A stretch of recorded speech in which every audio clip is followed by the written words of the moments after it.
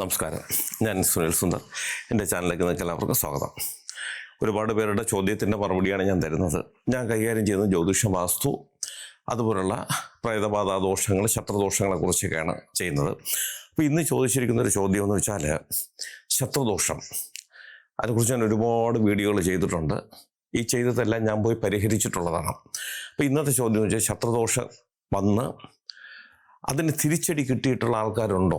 പലരുടെയും ചോദ്യമാണ്. അതായത് ഒരാൾക്ക് വേണ്ടിയിട്ട്, ഒരാളെ നശിപ്പിക്കാൻ വേണ്ടിയിട്ട് എന്തെങ്കിലും ചെയ്താൽ ആ ചെയ്തയാൾക്ക് തിരിച്ചടി കിട്ടിയിട്ടുണ്ടോ? പലരുടെയും ചോദ്യമാണ്. അതിനെക്കുറിച്ച് ഞാൻ ഒരുപാട് ഉദാഹരണങ്ങൾ ഞാൻ പോയി ചെയ്തിട്ടുള്ള, എനിക്ക് നേരിട്ട് അനുഭവം ഉണ്ടായിട്ടുള്ള ഒരുപാട് വീഡിയോകൾ ഞാൻ ചെയ്തിട്ടുണ്ട്. അപ്പം ഒരു സംഭവം കൂടി ഞാൻ പരിഹരിച്ചിട്ടുള്ള എൻ്റെ അടുത്ത് വന്ന ഒരു കേസ് കൂടി ഞാൻ ഇന്ന് പറയാം. നിങ്ങൾക്ക് ജ്യോതിഷപരമായോ വാസ്തുപരമായോ എന്തെങ്കിലും കാര്യങ്ങൾ അറിയണമെന്ന് ഞാൻ പറഞ്ഞാൽ മതി എന്നുണ്ടെങ്കിൽ ഇപ്പോൾ ഈ സ്ക്രീനിൽ എഴുതി കാണിക്കുന്ന എൻ്റെ ഓഫീസിൽ ഓൺലൈൻ ബുക്കിംഗ് നമ്പറാണ്. ഈ നമ്പറിലേക്കാണ് നിങ്ങൾ വിളിക്കേണ്ടത്. ഒന്ന് രണ്ട് ചെറിയ കാര്യങ്ങളുണ്ട്, അതനുസരിച്ച് നിങ്ങൾ ബുക്ക് ചെയ്യണം. നമുക്ക് ഇന്നത്തെ വിഷയത്തിലേക്ക് കിടക്കാം. ശത്രുദോഷം ഇത് ഇത്ര ശക്തമാണോ? ഒരുപാട് പേരുടെ ചോദ്യമാണ്. ശക്തമാണ്, മാരകമാണ്. നമുക്ക് മനസ്സിന് ഒരുപാട് വിഷമം ഉണ്ടാക്കുന്നതാണ്. കാര്യം നമ്മൾ സഹായിക്കുന്ന പലരും, ഒന്നുമില്ലാതെ നമ്മുടെ അടുത്ത് വന്നവരെ നമ്മൾ ഒരുപാട് പേര് നമ്മൾ സഹായിച്ച് അവരൊരു പരുവത്തിലേക്ക് എത്തിക്കഴിഞ്ഞാൽ പിന്നെ അവരെ നമുക്കിട്ട് പണി തരും. അത് അവരെ സഹായിച്ചവരെ തന്നെ നശിപ്പിക്കുക. കൊടുത്ത കൈക്ക് കടിക്കുക എന്നൊക്കെ പറഞ്ഞ് കേട്ടിട്ടില്ലേ? പാല് കൊടുത്ത കൈക്ക് കൊത്തുക എന്നൊക്കെ പറഞ്ഞ് കേട്ടിട്ടില്ലേ? അത് ഇതുമായി ബന്ധപ്പെട്ടാണ് അത് വരുന്നത്. അങ്ങനെ ഒരു സംഭവം അതായത് ഞാൻ പറയാം. ഒരു ദിവസം എൻ്റെ അടുത്ത് കുറച്ച് ആൾക്കാർ വരികയാണ്. അപ്പം അവർ വന്നത്, അവരുടെ വീട്ടിൽ ഒരു വിഷയമുണ്ട്. നേരിട്ട് ഒന്ന് അവരുടെ വീട്ടിലേക്ക് ചെല്ലണം. കാര്യം ഈ ഒരാൾക്കൊരു പ്രശ്നം ഉണ്ടായിട്ടുണ്ട്. ഈ പ്രശ്നമായ ആളിനെ എൻ്റെ അടുത്ത് കൊണ്ടുവരാൻ പറ്റില്ല, യാത്ര ചെയ്യിപ്പിച്ച് കൊണ്ടുവരാൻ പറ്റില്ല. അതുകൊണ്ടൊന്ന് വീട്ടിലേക്കൊന്ന് വരുമോ എന്നാണ് എൻ്റെ അടുത്ത് ചോദിച്ചത്. ഉറപ്പായിട്ട് ഞാൻ ചെല്ലാമെന്ന് പറഞ്ഞു. ഞാൻ അങ്ങനെ പോകാറുണ്ട്. ഇന്ത്യ മൊത്തം ഞാൻ അങ്ങനെ യാത്ര ചെയ്യാറുണ്ട്. പൂജാതി കർമ്മങ്ങൾക്കായിട്ടും ഇതുപോലെ പ്രശ്നങ്ങളുണ്ടെങ്കിൽ നേരിട്ട് പോയി നോക്കേണ്ടുന്ന കാര്യങ്ങളാണ് ഞാൻ നേരിട്ട് പോകാറുണ്ട്. ഞാൻ ഒട്ടും മടി കാണിക്കാറില്ല. അല്പം സമയതാമസം വരെ എങ്കിൽ പോലും ഞാൻ അവിടെ എത്താറുണ്ട്. ഞാൻ അവർ കാര്യങ്ങളൊക്കെ പറഞ്ഞു. അവർക്ക് കുടുംബത്തിലുള്ള ഒരാൾക്ക്, ഗൃഹനാഥന്, ഒരു ശത്രുദോഷം കിട്ടി. പക്ഷെ ഇപ്പോൾ പുറത്തിറങ്ങാൻ വയ്യാത്തൊരവസ്ഥയാണ്. ഒന്ന് വന്ന് കാണണം, കണ്ടിട്ട് ഒരു പരിഹാരം നമുക്ക് ചെയ്തു തരണം. സമ്മതിച്ചു. താമസിയാതെ ഒരു ദിവസം ഞാൻ ആ വീട്ടിലേക്ക് ചെന്നപ്പോൾ വലിയൊരു വീടാണ്. വലിയ വീടെന്ന് വെച്ചാൽ നല്ലൊരു ബിസിനസ് നടത്തിക്കൊണ്ടുവന്ന, ഒരുപാട് കച്ചവട സ്ഥാപനങ്ങളൊക്കെ നടത്തിക്കൊണ്ടുള്ള ഒരാളാണ്. ആ പ്രൗഢിയൊക്കെ ഇന്നും അവർക്കുണ്ട്. സാമ്പത്തികമായിട്ടൊന്നും അവർക്ക് ബുദ്ധിമുട്ട് വന്നില്ല. അവരുടെ ബിസിനസ് ഒന്നും അധികം നഷ്ടപ്പെട്ടിട്ടൊന്നുമില്ല. ചെറിയ ചെറിയ മാനസിക പ്രശ്നങ്ങൾ കൊണ്ടുവന്നു പോയ ബുദ്ധിമുട്ടുകളേ ഉള്ളൂ. പക്ഷെ സംഭവിച്ചത് 3 ആൺകുട്ടികളാണ്. അമ്മയുണ്ട്, പിന്നെ കുറച്ച് അവരുടെ ഏറ്റവും അടുത്ത് ചേർന്ന് നിൽക്കുന്ന ബന്ധുക്കളൊക്കെ ഉണ്ട്. ഇവരെല്ലാം കൂടിയാണ് എൻ്റെ അടുത്ത് വന്നത്. ഞാൻ അവിടെ ചെല്ലുമ്പോഴും ഇവരെല്ലാവരും അവിടെയുണ്ട്. സംഭവം എന്താണെന്ന് വെച്ചാൽ, ഈ 3 കുട്ടികളുടെ അച്ഛൻ, ആ ഗൃഹനാഥൻ, അയാൾ ഞാൻ ചെല്ലുമ്പോൾ ഒരു കട്ടിലിൽ അങ്ങനെ കിടത്തിയിരിക്കുകയാണ്. അയാളുടെ ശരീരം എന്ന് വെച്ചാൽ ഈ നമ്മൾ പറഞ്ഞില്ലേ ചേന വെട്ടി കണക്കെന്ന് പറയില്ലേ, ശരീരം മൊത്തം വ്രണം വന്നിട്ട് ഇങ്ങനെ നമ്മളെന്തെങ്കിലും മുറിച്ചുള്ള ഒരു ആയുധം കൊണ്ട് മുറിച്ച് എടുക്കും പോലെ. നമ്മൾ കാണുമ്പോൾ തന്നെ നമുക്ക് ഒരു വെറുപ്പാണോ അല്ലെങ്കിൽ ഒരു സഹതാപമാണെന്ന് പറയാൻ പറ്റില്ല. എല്ലാം കൂടി ചേർന്നിട്ടുള്ള ഒരു മാനസികാവസ്ഥ നമുക്കുണ്ടാകും. ഇതനുഭവിക്കുന്ന ആളിൻ്റെ അവസ്ഥയോ, ഇല്ലെങ്കിൽ ഇദ്ദേഹത്തിന് പരിചരിക്കുന്ന അദ്ദേഹത്തിൻ്റെ മക്കളുടെയും ഭാര്യയുടെയും മറ്റു ബന്ധുക്കളുടെ അവസ്ഥയോ, നരകയാതനയാണ് അദ്ദേഹം അനുഭവിക്കുന്നത്. അവിടെ ചെല്ലുമ്പോൾ കാര്യങ്ങളൊന്നും എനിക്ക് നോക്കി പറയേണ്ടി വന്നില്ല. അവർ തന്നെ ഇങ്ങോട്ട് പറയുകയാണ്. ഇയാളൊരു നല്ല മനസ്സിൻ്റെ ഉടമയാണ്, എല്ലാവരെയും സഹായിക്കും. അപ്പോൾ ഇയാൾക്ക് ബിസിനസ്സാണ്. ഇയാൾ പാരമ്പര്യമായിട്ട് അവർ ബിസിനസ്സുകാരാണ്. പക്ഷേ ഇദ്ദേഹം എന്ന് പറഞ്ഞാൽ കുറച്ച് തുറന്ന മനസ്സാണ്. ആരുടെയെങ്കിലും കഷ്ടതകൾ കണ്ടാൽ അങ്ങനെ സഹായിക്കും. ഒരുപാട് ചാരിറ്റിയൊക്കെ ചെയ്യുന്ന ഒരു വ്യക്തിയാണ്. അദ്ദേഹത്തിൻ്റെ കൂടെ നിന്ന ഒരാൾ, ബന്ധുവൊന്നുമല്ല, ഒരു പാവപ്പെട്ട ഒരുത്തൻ, അയാൾ കൂടെ കൂട്ടിയിട്ട് എന്താണെന്നറിയില്ല, ഒരു പ്രത്യേക സ്നേഹം അയാളോട് ഈ മുതലാളിക്ക് തോന്നി. കൂടെ നിർത്തിയിട്ട് സ്ഥാപനങ്ങളുടെ, അതിന് ഒരുപാട് സ്ഥാപനങ്ങളുണ്ട് അവിടെ ഇവിടെയൊക്കെ ആയിട്ട്, ചില സ്ഥാപനങ്ങളുടെ ചുമതല ഇദ്ദേഹത്തിനെ ഏൽപ്പിക്കുന്നു, നോക്കി കണ്ട് നടത്താനായിട്ട്. അപ്പോൾ ഈ പാവപ്പെട്ടവന് നല്ല കഴിവാണ്. അവന് ഓരോ കാര്യങ്ങളും മുതലാളി ആഗ്രഹിക്കുന്ന കണക്ക് മുതലാളി പറയാതെ തന്നെ അദ്ദേഹം ഓരോ കാര്യങ്ങൾ ചെയ്യും. അപ്പം അങ്ങനെ ഒരു മനസ്ഥിതി ഉള്ളത് കൊണ്ട് മുതലാളി അവനെ കൂട്ടത്തിൽ നിർത്തി. കാര്യം ഉപയോഗമുണ്ട്. പക്ഷെ നിർത്തി അവനെ ചെയ്യുമ്പോൾ അവന് കൊടുക്കേണ്ടുന്ന ശമ്പളം അത് അദ്ദേഹം അപ്പോഴപ്പോഴും തന്നെ അവന് കൊടുക്കുന്നുണ്ട്. പക്ഷെ കുറച്ച് നാളെ കൊണ്ട് വർഷങ്ങൾ കഴിഞ്ഞപ്പോഴത്തേക്ക് ഇവൻ നല്ല രീതിയിൽ ഉയർന്നു. അപ്പം അവന് ബുദ്ധി ഉണ്ടെങ്കിൽ പോലും ഇദ്ദേഹത്തിൻ്റെ ബിസിനസ് സ്ഥാപനങ്ങളിൽ നിന്നിട്ടാണ് അവനതിനെ നന്നായിട്ട് ഉപയോഗിക്കുകയും. അപ്പോൾ നമ്മൾ തിയറി പഠിച്ചിട്ട് കാര്യമില്ലോ, പ്രാക്ടിക്കലൂടെ വേണമല്ലോ ഏത് കാര്യത്തിന്. അതുപോലെ അദ്ദേഹത്തിന് അവന് ജന്മനാ തന്നെ കുറേ ബുദ്ധി, എങ്ങനെയൊക്കെ വിശേഷ ബുദ്ധി, ഒരു പ്രതിസന്ധി ഘട്ടത്തിൽ എങ്ങനെയൊക്കെ തരണം ചെയ്യണം എന്നുള്ള കാര്യത്തെക്കുറിച്ച് അവന് നന്നായിട്ട് അറിയാമായിരുന്നു. സ്വയം കിട്ടുന്നതാണ് അത്. ഈ മുതലാളിക്ക് പലപ്പോഴും ഉപകാരമായിട്ടുണ്ട്. ആ ഒരു അവസ്ഥ വെച്ചിട്ടാണ് ഇവന് കുറേ സ്ഥാപനങ്ങളുടെ ചുമതല ഇവനെ ഏൽപ്പിച്ചത്. അപ്പം ഇവൻ്റെ മനസ്സിൽ തോന്നിയത് ഞാൻ കാരണമല്ല ഇദ്ദേഹം രക്ഷപ്പെട്ടത്, ഇദ്ദേഹം രക്ഷപ്പെട്ടുകൊണ്ടിരിക്കുന്നത്, അല്ലെങ്കിൽ ഇദ്ദേഹത്തിൻ്റെ ലക്ഷണമോ കോടികളോ ഉണ്ടാകുന്നത് എന്നുള്ളൊരു ചിന്ത അവൻ്റെ മനസ്സിലേക്ക് വന്ന്, ഇവനില്ലെങ്കിൽ അദ്ദേഹം ഇല്ല എന്നൊരു ബോധം അവൻ്റെ മനസ്സിൽ വരികയും അതൊരു അഹങ്കാരമായിട്ട് അവന് മാറി. സാധാരണ മിക്ക ആൾക്കാർക്കും അങ്ങനെയാണ് കേട്ടോ. എൻ്റെ കൂടെ പൂജയ്ക്ക് നിൽക്കുന്നവർക്ക് പോലും ഞാൻ കൊണ്ടുപോകുമ്പോൾ ശരിക്കും ഞാൻ മാത്രം ഉണ്ടായിട്ട് കാര്യമില്ല, അവരൊക്കെ എന്നെ സഹായിക്കാനുണ്ടെങ്കിൽ എനിക്ക് ഒരു കർമ്മം എനിക്ക് വിജയിപ്പിക്കാൻ പറ്റുള്ളൂ. പക്ഷെ അവർക്കുള്ള വേദന നമ്മൾ കൊടുത്തു കഴിഞ്ഞാൽ അവരുടെ ബന്ധം തീർന്നു എന്നല്ല, പിന്നീട് നമുക്കുണ്ടാകുന്ന ഉന്നതിയിൽ അവകാശപ്പെടുന്ന ചില ആൾക്കാരുണ്ട്. അല്ലെങ്കിൽ ഞാനില്ലെങ്കിൽ ഇങ്ങേരില്ല എന്നൊരു ചിന്ത ഉണ്ടാകുന്നവരുണ്ട്. അവരുടെയൊക്കെ അവസ്ഥ മോശമാണ്. ഈ ഒരു അവസ്ഥ ഇവനും ഉണ്ടാകുന്നു. പക്ഷെ ഇവൻ ചെയ്തത് കുറെ അങ്ങോട്ട് കഴിഞ്ഞപ്പോഴത്തേക്ക് മുതലാളിയോട് യവൻ പറയുകയാണ്, അതിലൊരു 3 സ്ഥാപനം ഇത്രയും നാളും നിന്നതിൻ്റെ പേരിൽ, ഇത്രയും നാൾ നിന്ന് ഇത്രയും കാര്യങ്ങൾ അവൻ ചെയ്തതിൻ്റെ പേരിൽ ഒരു 3 സ്ഥാപനം അവൻ്റെ പേരിലേക്ക് മാത്രം എഴുതി കൊടുക്കണം എന്നൊരു നിബന്ധന അവൻ വെക്കുകയാണ്. ഈ നിബന്ധന അവൻ്റെ മനസ്സിലെ ഐഡിയ ആണ്. പക്ഷെ എങ്കിൽ പോലും വെക്കാൻ കാരണം അവൻ്റെ കൂടെ ചില ആൾക്കാരുടെ കുത്തിത്തിരിപ്പൊക്കെ എൻ്റെ പിന്നിലുണ്ട്. എന്നുവെച്ചാൽ നീ ആണല്ലോ ഇത്രയും ചെയ്തു കൊടുക്കുന്നത്, നിന്നെയാണല്ലോ എല്ലാവരും നീ ഇത്രയും ചെയ്തില്ലേ, അപ്പോൾ നിങ്ങൾക്ക് ഇത്രയേറെ സ്ഥാപനങ്ങളില്ല, അപ്പോൾ ഈ 3 എണ്ണം നിനക്ക് വേണം, നിനക്ക് അവകാശപ്പെട്ടാണ്, അല്ലെങ്കിൽ നീ ഇത്ര നാൾ ചെയ്തു കൊടുത്തതിൻ്റെ കൂലിയാണ് എന്നുള്ള നിലയ്ക്ക് പറഞ്ഞിട്ട് യവനെ കൊണ്ട് ഇദ്ദേഹത്തിലേക്ക് സമ്മർദ്ദം ചെലുത്തുകയാണ്. അപ്പം യവൻ്റെ ധാരണ എന്ന് വെച്ചാൽ ഈ ചോദിക്കും, ഇത് തന്നില്ലെങ്കിൽ ഞാൻ അങ്ങ് മാറിക്കഴിഞ്ഞാൽ പിന്നെ ഇദ്ദേഹത്തിൻ്റെ എല്ലാം തകർന്ന് തരിപ്പണമാകും എന്നുള്ളതായിരുന്നു ഇദ്ദേഹത്തിൻ്റെ ധാരണ. അതിൻ്റെ പേരിലാണ് ചോദിച്ചത്. ഇല്ലെങ്കിൽ അപ്പം ഇയാൾ ആരും കൊടുക്കത്തില്ലല്ലോ അങ്ങനെ. കരിച്ച് അവൻ ജോലി ചെയ്തിട്ടുണ്ടെങ്കിൽ അവന് അതിൻ്റേതായിട്ടുള്ള ശമ്പളം അദ്ദേഹം അപ്പോഴപ്പോഴും കൂടുതലായിട്ട് കൊടുക്കുന്നുണ്ട്. ബാക്കി ആവശ്യങ്ങളെല്ലാം അറിഞ്ഞ് അദ്ദേഹം ഒക്കെ ചെയ്യുന്നുണ്ട്. അപ്പോൾ പിന്നെ അദ്ദേഹം വളർത്തി കൊണ്ടുവന്ന അദ്ദേഹത്തിൻ്റെ പേരിൽ മാത്രമുള്ള സ്ഥാപനങ്ങൾ കൊടുക്കണമെന്ന് പറഞ്ഞാൽ ശരിയല്ല. ആരും വയ്ക്കാത്തൊരു ആവശ്യമാണ് അവൻ വെച്ചത്. ഇത് കഴിഞ്ഞപ്പോൾ അദ്ദേഹം പറഞ്ഞ അങ്ങനെയും തരേണ്ട കാര്യം നിനക്കന്നുള്ള ശമ്പളം ഞാൻ തന്നിട്ടുണ്ട്, ഇനി ഇതിൻ്റെ ആവശ്യമില്ല. അപ്പം പറഞ്ഞെങ്കിൽ എന്നെ വിട്ടേക്കൂ, ഞാൻ അയാളെ വെക്കണം പറഞ്ഞു. അയാളുടെ പാരമ്പര്യമായിട്ട് ബിസിനസ് നടത്തി വന്ന ഒരാളാണ്. അപ്പം ഇവനെ കണ്ടിട്ടല്ല അയാൾ ബിസിനസ് തുടങ്ങിയത്.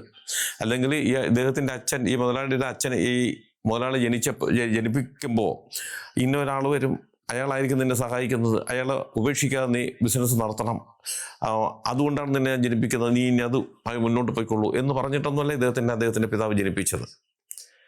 ബുദ്ധിയും ശക്തിയൊക്കെ ഉണ്ട്. പക്ഷെ യവൻ വന്നിട്ട് കുറച്ച് സഹായിച്ചു എന്ന് പറയുന്നില്ല, അദ്ദേഹം അത് നിരസിക്കുന്നില്ല. അപ്പം വന്നതിന് ശേഷം ഉന്നതി ഉണ്ടായിട്ടുണ്ടെങ്കിൽ അത് ഉണ്ടായിരുന്നതിൻ്റെ കൂടെ വീണ്ടും കുറച്ചുകൂടിയൊക്കെ ഉന്നതി ഉണ്ടായിട്ടുണ്ട്. അതിന് അവൻ്റെ ചിന്താഗതി അല്ലെങ്കിൽ അവൻ്റെ ബുദ്ധി അദ്ദേഹത്തിന് ഒരുപാട് കിട്ടിയിട്ടുണ്ട്.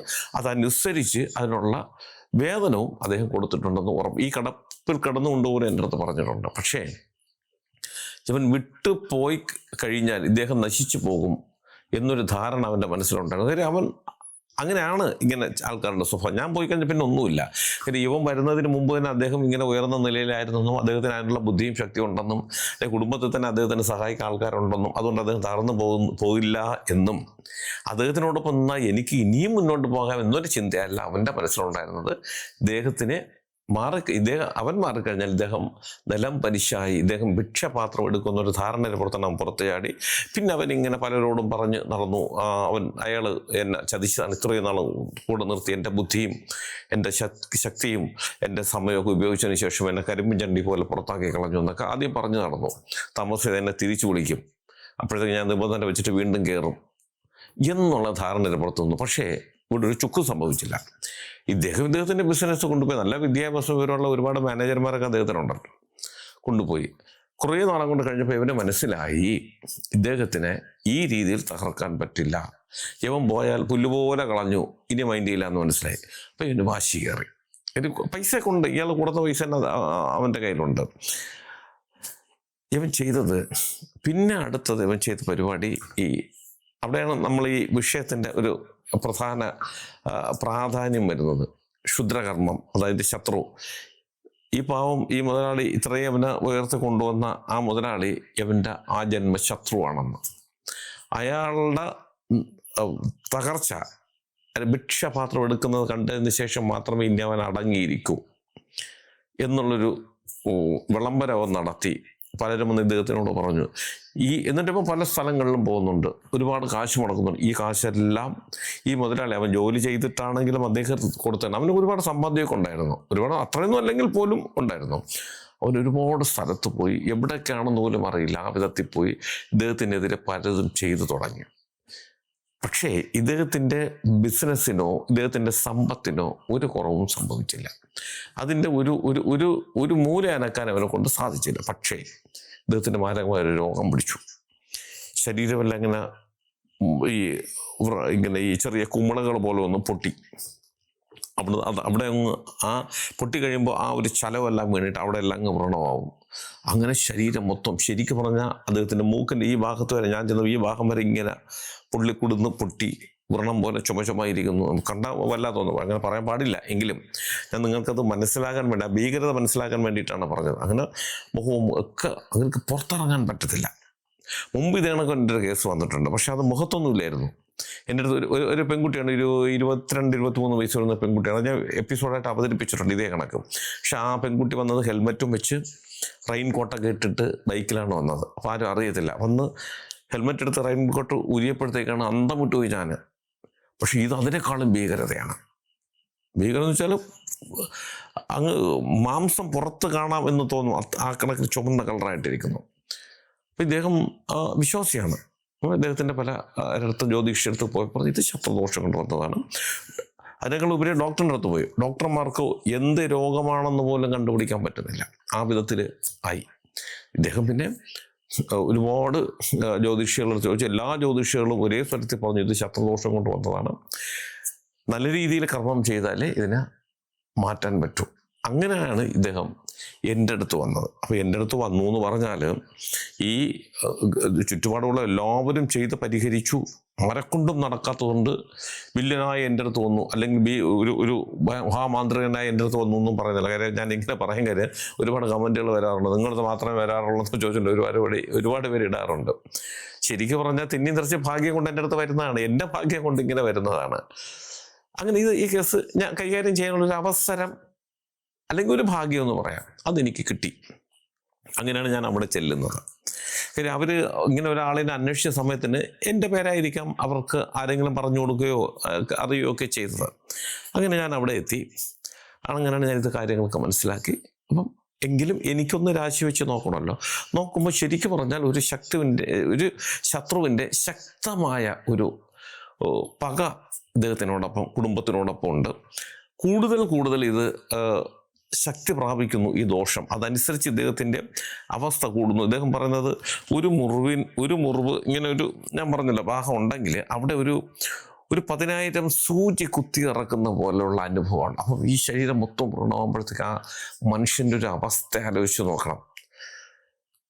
എത്രയും പെട്ടെന്ന് എത്ര രൂപ ചിലവായാലും കുഴപ്പമില്ല, ഇത് നമുക്ക് ചെയ്യണം, എനിക്കിത് പരിഹാരം ഉണ്ടാക്കി തരണമെന്ന് പറഞ്ഞു. അപ്പോഴും അദ്ദേഹത്തിൻ്റെ മനസ്സ്, അപ്പം ഞാൻ പറഞ്ഞു സാർ ഇത് വളരെ ശക്തമായിട്ടുള്ളൊരു ദോഷമാണ്. അപ്പം ഇത് കേട്ടുകൊണ്ടിരിക്കുന്ന എല്ലാവരും മനസ്സിലാക്കാൻ ഞാൻ പറയണം. നമ്മളൊരു ശത്രുദോഷം ചെയ്യുമ്പോൾ അത് പല കാറ്റഗറിയിലുള്ള ഇതേ കണക്കുള്ള നെഗറ്റീവുകളെ കൊണ്ടാണ് പലരും ചെയ്യിക്കുന്നത്. ഇത് നെഗറ്റീവിനെ കൊണ്ടാണ് ചെയ്യിക്കുന്നത്. ചിലതെല്ലാം ശത്രുവിന് ദോഷം ഉണ്ടാക്കിയാലും നമ്മൾ ദോഷപരിഹാരം ചെയ്തു കഴിഞ്ഞാൽ അത് പിന്നെ ഈ ചെയ്ത ആളിൻ്റെ അടുത്ത് വലിയ ശക്തമായിട്ട് പോകാറില്ല. ചെറിയ എന്തെങ്കിലും അനുഭവങ്ങൾ ഉണ്ടാക്കിക്കൊണ്ട് അങ്ങ് പോകും എന്നുള്ളതേ ഉള്ളൂ. പക്ഷെ ഇതങ്ങനെയല്ല, ഇത് വളരെ ശക്തമാണ്. അപ്പം ഞാൻ അദ്ദേഹത്തിനോട് പറഞ്ഞു സാർ ഇത് നമ്മൾ വിജയിച്ചാൽ ചെയ്ത ആൾക്ക് ശക്തമായി തിരിച്ചടി കിട്ടും. അവിടെയാണ് ആ നല്ല മനുഷ്യനെ ഞാൻ തൊഴുതു പോയത്. അദ്ദേഹം എൻ്റെ അടുത്ത് പറഞ്ഞു, ഒരിക്കലും അത് പാടില്ല. അവൻ്റെ അറിവില്ലായ്മ കൊണ്ട് ചെയ്തു. അവൻ എന്നെ ഇത്രയും ദ്രോഹിച്ചെങ്കിലും ഇപ്പോഴും അവനോടുള്ളൊരു വാത്സല്യവും ബഹുമാനവും, ആ രണ്ട് വാക്ക് അദ്ദേഹം പറഞ്ഞു ഇന്നും എൻ്റെ മനസ്സിലുണ്ട്. വാത്സല്യവും ബഹുമാനവും. കാര്യം ബഹുമാനം എന്ന് പറഞ്ഞത് അദ്ദേഹം പിന്നീട് പറഞ്ഞു, അവൻ്റെ സന്ദർഭ ബുദ്ധി, അതിനാണ് അദ്ദേഹം ബഹുമാനിക്കുന്നു എന്ന് പറഞ്ഞു. എനിക്കില്ലാത്തതൊന്ന് അവനുണ്ടായിരുന്നു, അയാൾക്കുണ്ട്. പക്ഷേ അതിനേക്കാളും ഭയങ്കരമായിട്ടുള്ളൊരു സന്ദർഭ ബുദ്ധി അവനുണ്ട്. ഏത് പ്രതിസന്ധി ഘട്ടത്തിലും അവനൊരു വാക്ക് പറഞ്ഞു തന്നാൽ എങ്ങനെ ചെയ്യണമെന്ന് പറഞ്ഞാൽ അത് കറക്റ്റായിരിക്കും. അതിന് ഞാൻ അവനെ ബഹുമാനിക്കുന്നു. പിന്നെ അവൻ്റെ അടുത്ത് എനിക്ക് സ്നേഹമുണ്ട്. അതുകൊണ്ടാണ് എന്നോടൊപ്പം കൂട്ടിയത്. അവനൊന്നും വരരുത്. പക്ഷേ എന്നാൽ എനിക്കത് മാറിക്കിട്ടണം. എൻ്റെ കുടുംബത്തിൽ ആർക്കും, എൻ്റെ സന്തതികൾക്കോ ഒന്നും വരരുത്, അവനും ഒന്നും വരരുത്. അവൻ എവിടെയെങ്കിലും പോയി രക്ഷപ്പെട്ടോട്ടെ എന്ന് പറഞ്ഞു. അത് എൻ്റെ കയ്യിലല്ല. എങ്കിലും നമ്മൾ അവനിലേക്ക് പോകണമെന്ന് പറഞ്ഞിട്ടല്ല ഞാനും ഇത് ചെയ്യുന്നത്. ഞാൻ അങ്ങനെ ഒരിക്കലും ചെയ്യാറില്ല, അങ്ങനെ മനസ്സിൽ പോലും ചിന്തിക്കാറില്ല. എൻ്റെ മുന്നിൽ ഒരു ശത്രുദോഷ പൂജ ഇരിക്കും, അവരോട് ഞാൻ പറയും, ശത്രുവിൻ്റെ പേരോ രൂപമോ പോലും മനസ്സിൽ ചിന്തിക്കരുത്, ദൈവത്തിനോട് പ്രാർത്ഥിക്കുക, ഈ വന്ന ദോഷം എന്നെ കുടുംബത്തിൽ നിന്ന് മാറ്റിത്തരണമെന്ന് മാത്രമേ പ്രാർത്ഥിക്കാവുള്ളൂ. ആ ഒരു ചിന്ത മാത്രമേ, ആ ഒരു സാധ്യം മാത്രമേ ഞാനും ചെയ്യാറുള്ളൂ. ഇന്ന ഭാഗത്തേക്ക് പോകണം, അല്ലെ വന്നിടത്തേക്ക് പോകണം എന്നൊന്നും നമ്മൾ ആഗ്രഹിച്ചിട്ടോ ഒന്നുമല്ല ചെയ്യുന്നത്. പക്ഷേ ഇത് വന്നിടത്ത് മാത്രമേ പോകൂ. അദ്ദേഹത്തിൻ്റെ ഭാര്യയും മക്കളും അവരാണ്, എല്ലാവരും നല്ല ആൾക്കാർ. അവർ പറഞ്ഞു, ഒരിക്കലും നമുക്ക് അങ്ങനെ ചെയ്യണ്ട, നമുക്ക് പാപമായിട്ട് വരില്ല. ഞാൻ പറഞ്ഞു, പാപമായിട്ടൊന്നും വരില്ല. കാര്യം ഈ പറഞ്ഞ കണക്ക് ഉപ്പ് തിന്നവും വെള്ളം കുടിക്കണം, അത് ഒരു പ്രകൃതി നിയമമാണ്, അത്രയേ ഉള്ളൂ. നമ്മളായിട്ട് അങ്ങോട്ട് പറഞ്ഞു വിടുന്നതല്ല, ഞാനായിട്ട് അങ്ങനെ ചെയ്യാറില്ല. പക്ഷേ ഇങ്ങനെയുള്ള കേസുകൾ തിരിച്ച് അവിടെ തന്നെ പോകും എന്നുള്ളതാണ്. അദ്ദേഹം വീണ്ടും എന്നോട് ഇങ്ങനെ പറയുകയാണ്. ഞാൻ പറഞ്ഞത് തിരിച്ചു പോകും എന്നെനിക്ക് ഉറപ്പില്ല, പക്ഷേ അനുഭവങ്ങൾ കൊണ്ട് പോകും. പക്ഷെ അത് അദ്ദേഹത്തിന് തന്നെ ആകണമെന്നുമില്ല.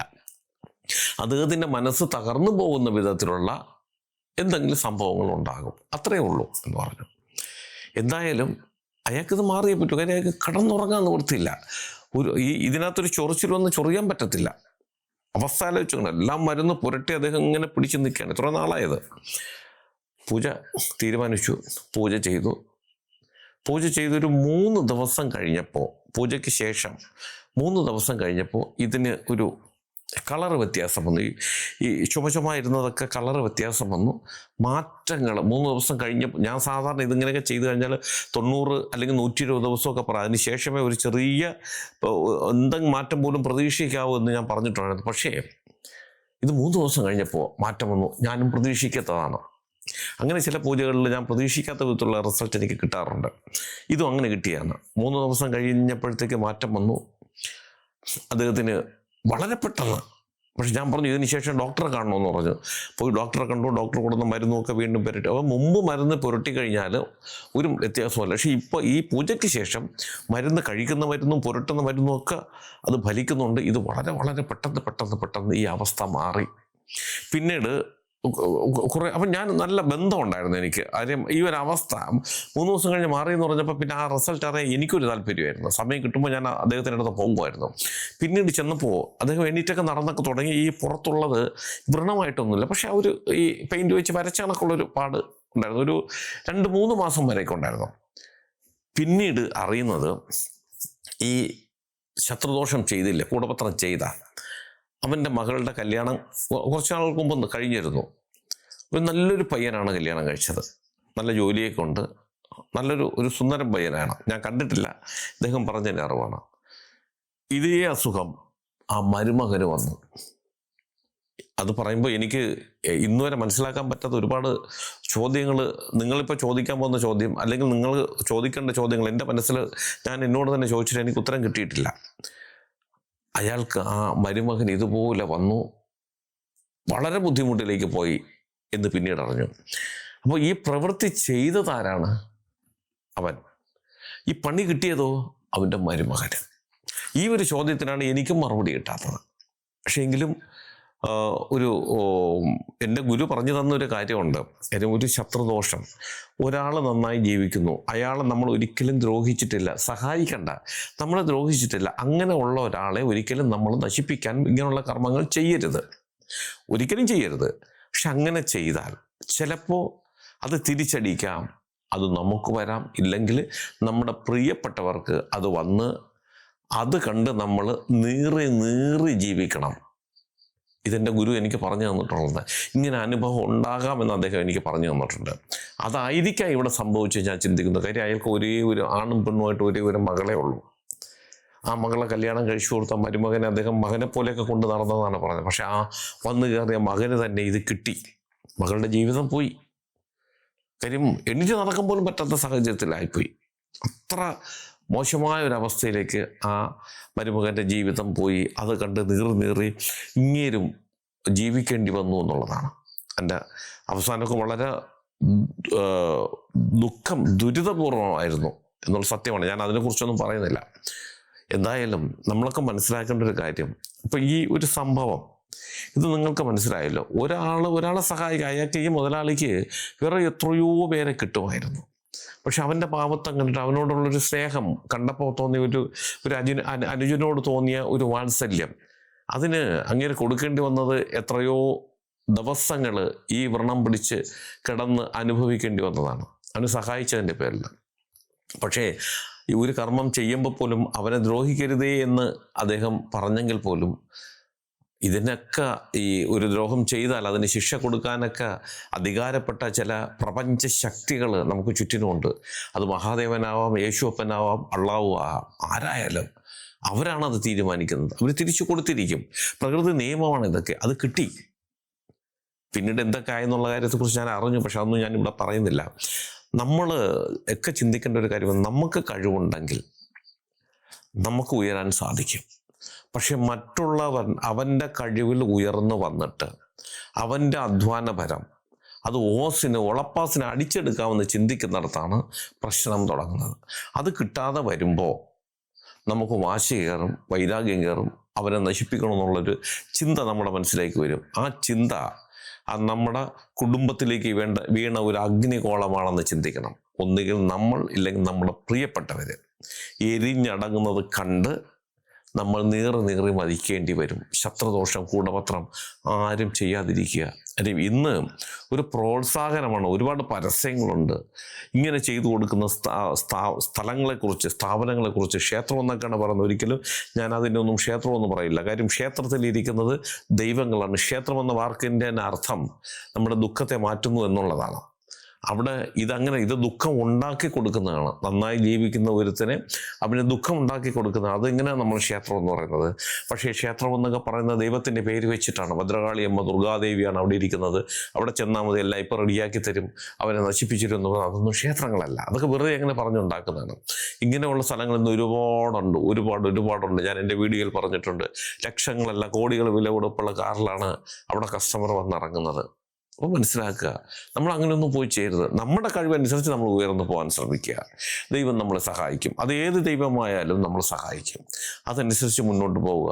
ഒരുത്തൻ അവൻ്റെ ഭാഗ്യം കൊണ്ട്, അവൻ്റെ കഴിവ് കൊണ്ട് അവൻ ഉയർന്നു പോയാൽ അത് കണ്ടിട്ട് അതിൽ നിന്നും നമുക്കെന്തെങ്കിലും പാഠം ഉൾക്കൊള്ളാനുണ്ടോ എന്ന് മനസ്സിലാക്കി മുന്നോട്ട് പോവുക. അല്ലാതെ നമുക്ക് പറ്റാത്തത് കൊണ്ട് അവനെ ചൂട് നശിപ്പിച്ച് കളയാമെന്ന് വിചാരിച്ചാൽ തൽക്കാലം അവൻ നശിക്കും.